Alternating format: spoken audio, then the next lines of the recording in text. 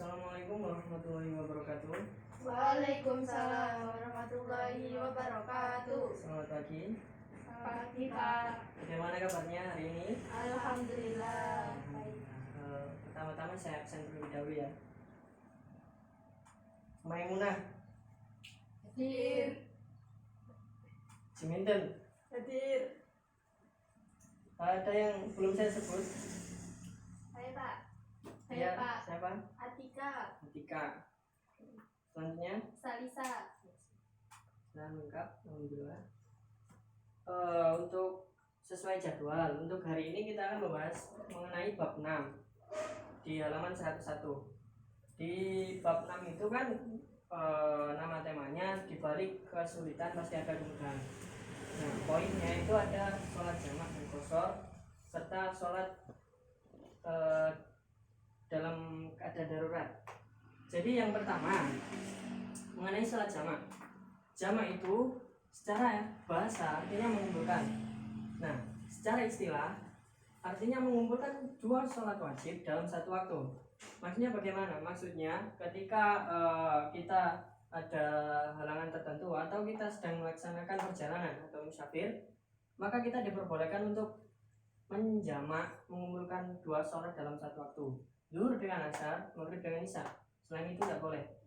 Antara asar dengan maghrib tidak boleh, apalagi dengan subuh. Khusus untuk subuh tidak bisa dijamak maupun diqashar. Nah, kenapa bisa ada sholat jamak ini? Karena bagaimanapun juga kita tahu bahwa sholat lima waktu adalah tiang agama kan, dan tidak boleh ditinggalkan apapun alasannya. Maka sholat jamak dan qashar ini hadir sebagai rukhsah atau keringanan dari Allah Subhanahu wa taala, yang bagaimanapun juga sholat tidak boleh ditinggalkan, maka kita bisa menjamak maupun mengqashar. Bagaimana hukumnya? Mubah. Tentu saja ketika memenuhi beberapa syarat tertentu untuk bisa melaksanakan sholat jamak. Untuk macam-macamnya itu cuma ada dua, sholat jamak takdim dan sholat jamak takbir. Untuk sholat jamak takdim itu sholat jamak yang dilaksanakan di awal waktu. Sholat duhur dengan asar di jamak takdim maka dilaksanakan ketika waktu sholat duhur. Untuk jamak takbir maka jamak duhur dengan asar dilaksanakan di waktu sholat asar. Itu bisa dipahami? Bisa. Nah, seperti yang tadi saya katakan di awal bahwa ada syarat-syarat tertentu untuk bisa melaksanakan sholat jamak. Yang pertama yakni musafir. Nah, ketika sedang dalam perjalanan maka diperbolehkan untuk melaksanakan sholat jamak.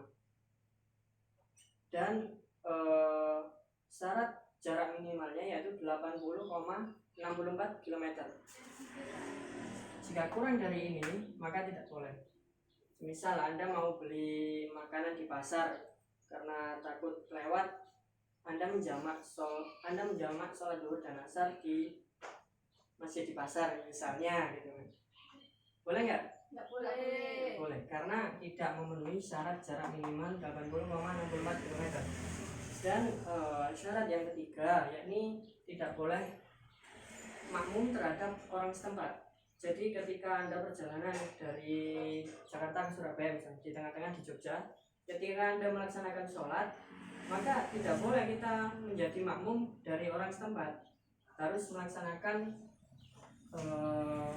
kalaupun kita rombongan, maka boleh untuk berjamaah, tapi dengan rombongan tersebut tidak boleh dengan masyarakat setempat, karena masyarakat setempat kan tidak melaksanakan perjalanan. Bisa dimengerti? Bisa.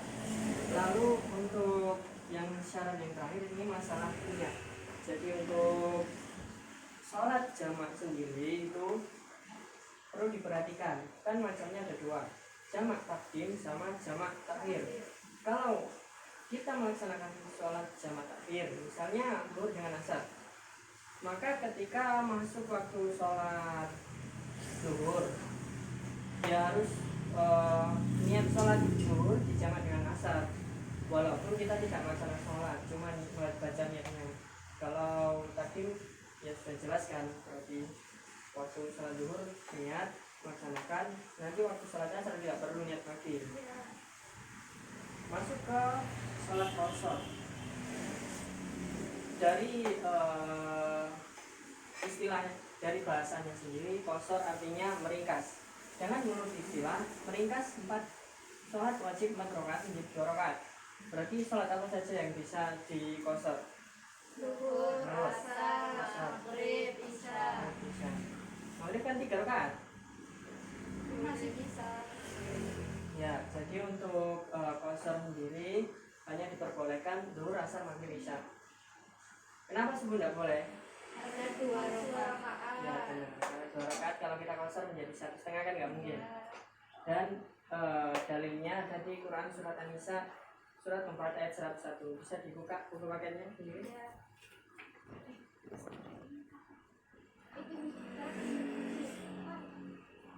Sudah dibuka bukunya. Sudah. Jadi pada Quran surat An-Nisa ayat 101 itu Bismillahirrahmanirrahim. Berarti kan bukunya sendiri ya. Jadi apa? Bismillahirrahmanirrahim. Bismillahirrahmanirrahim. Wa idza darabtum fil ardi falaysa 'alaykum junahun an ta'udu minas sholati iftum ayyaftinakumul ladzina kafaru innal kafirina kanu lakum aduwwun mubin. Nah, ini bisa diperhatikan pada artinya.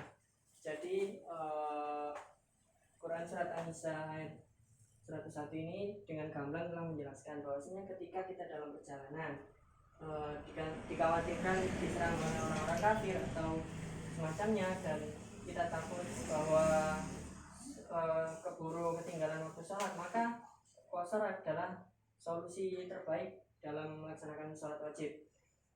Untuk pelaksanaan bolehkah kita melaksanakan bersama sholat jamaah? Boleh, jawabannya. Karena sholat qasar ini biasanya dilaksanakan secara bersamaan. Jadi melaksanakan sholat jamaah sekaligus diringkas di qasar. Ada pada sholat jamaah tadi misalnya ketika sholat zuhur dan asar. Sholat zuhur berapa rakaat? 4. Sholat asar berapa rakaat? 4. Kalau diringkas menjadi 2 rakaat. Jadi pelaksanaannya pertama sholat zuhur 2 rakaat, salam, baru setelah itu sholat asar 2 rakaat. Untuk syarat-syaratnya kurang lebih sama dengan sholat jamaah. Yang pertama musafir, dengan catatan musafirnya tidak untuk maksiat. Kalau kita perjalanan jauh, walaupun menempuh jarak minimal 80,64 km, tapi untuk tujuan maksiat misalnya beli togel, terus pacaran, beli minuman keras, itu nggak boleh karena bertujuan untuk maksiat, maka tidak boleh melaksanakan jamak qasar. Untuk niatnya ini diucapkan ketika takbiratul ihram, sama seperti sholat pada umumnya. Ketika takbiratul ihram, maka ketika kita mau meringkas maka harus dengan niat sholat qasar. Jarak minimalnya berapa? Sama. Jarak sama dengan qasar ini minimal sama dengan 80,64 km atau lebih. Nah, hikmahnya apa? Kita tahu, saya sudah menjelaskan di awal bahwa ini semua merupakan keringanan. Bahwa ketika kita dalam perjalanan jauh, takut ketinggalan waktu sholat, takut di tengah perjalanan tidak ada tempat untuk sholat, masjid dan lain sebagainya, maka kita lebih baik melaksanakan sholat jamak takdim dan boleh juga jamak qasar takdim. Bisa dimengerti? Bisa. Untuk yang poin C sebenarnya mengenai sholat dalam keadaan darurat itu tidak perlu saya tuliskan di sini karena cukup singkat ya. Dan untuk sholat dalam keadaan darurat itu maksudnya gimana?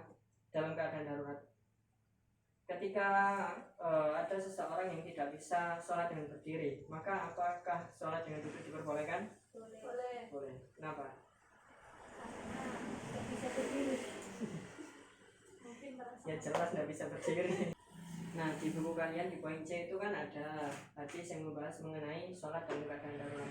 Jadi ketika kita tidak bisa sholat dengan berdiri, maka sholatlah dengan duduk. Jika tidak bisa duduk, maka dengan berbaring. Dan jika tidak bisa dengan berbaring, ya tinggal disolati. Berbaring itu sama dengan tidur, Mbak. Miring. Mungkin cukup itu saja mengenai penjelasan materinya. Sekarang kita masuk ke sesi game. Sekarang silakan kelas dibagi menjadi 2 kelompok. Kelompok pertama sama kelompok kedua.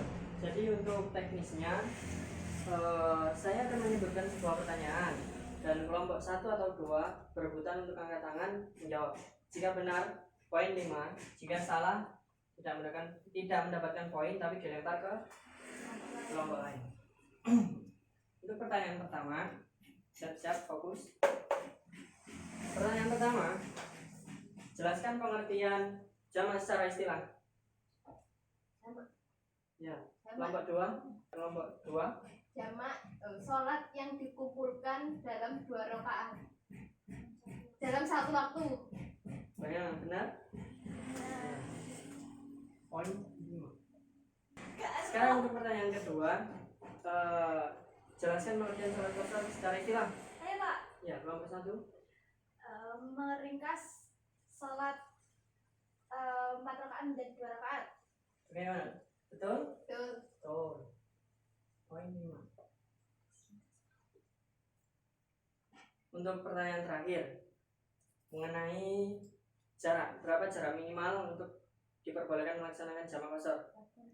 Ya, kelompok 1. 80,64 km. Betul? Betul. 10 dengan 2. Berarti yang kena hukuman kelompok 2. Hukumannya apa? Sesuai kesepakatan. Jadi kesimpulannya dari sholat jamak sendiri artinya mengumpulkan 2 sholat dalam satu waktu, sedangkan kosor meringkas sholat wajib matrokan menjadi 2 rakaat. Untuk macam-macamnya sendiri tadi kan sudah dijelaskan, ada jamak takdim, ada jamak kosor. Untuk syarat-syaratnya juga sudah dijelaskan tadi. Jarak minimal 80,64 km, musafir, tidak bertujuan untuk maksiat, terus tidak boleh bermukmin terhadap orang setempat, dan masalah niat tadi kan sudah dijelaskan. Kalau jamak takdim, kalau jamak kosor kan waktu sholat yang pertama harus membaca niat. Itu tadi kesimpulan dari untuk sholat dalam keadaan darurat kan sudah dijelaskan bahwa tidak bisa sholat dengan berdiri, maka sholat dengan keadaan duduk. Tidak bisa duduk, jika tidak bisa berbaring maka disolati. Jadi mungkin itu kesimpulan dari pelajaran hari ini. Kurang lebihnya saya mohon maaf. Intinya suratul mustaqim. Wassalamualaikum warahmatullahi wabarakatuh.